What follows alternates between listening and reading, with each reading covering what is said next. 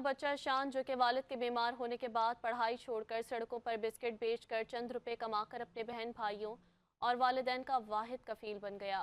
शान पढ़ लिखकर वतन की खातिर जान तक कुर्बान करने का अज़म रखता है। इस हवा हिम्मत बच्चे से मिलवा रहे हैं नुमाइंदा कसूर सज्जाद अंसारी। जी सज्जाद, आगाह कीजिएगा।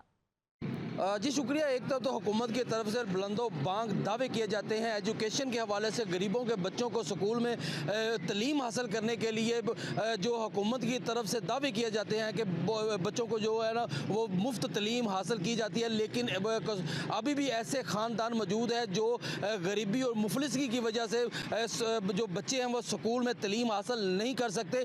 ऐसे ख़ानदान मौजूद है जिनके वालदैन तो बीमार हैं, लेकिन बच्चे, छोटे छोटे बच्चे जो है मेहनत मजदूरी करके घर में अपने वालदैन का, बहनों भाइयों का पेट पालते हैं। मेरे साथ इस वक्त मौजूद है कि छोटा बच्चा से बात भी करते हैं। मेरा नाम शान है, मेरी वालिद बीमार है, मैं अपना पेड़ बिस्किट का पालता हूँ, अब अपनी बहनों का भी है, अपने माँ बाप का।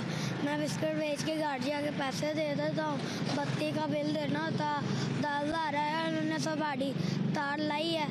पढ़ने का बहुत जी करता है, फौजी बनने को जी करता है। जी आपने बच्चे की बात सुनी है, उसका जज्बा सुना है। उनका ये कहना है कि मेरे घर के हालात ऐसे हैं, घर के जो चूल्हा है वो नहीं जलता, वालदैन जो है ना वो बीमार है जिसकी वजह से तलीम हासिल नहीं कर सकता और वो पढ़ना चाहता है और वो पढ़ के ये कहता है कि मैं तलीम हासिल करके पाकिस्तान के लिए कुछ करना चाहता हूँ, मैं फ़ौजी बनना चाहता हूँ और पाकिस्तान के लिए अपनी जान का नजराना पेश करने की ये नन्हा बच्चा बात कर रहा है। बच्चे को स्कूलों में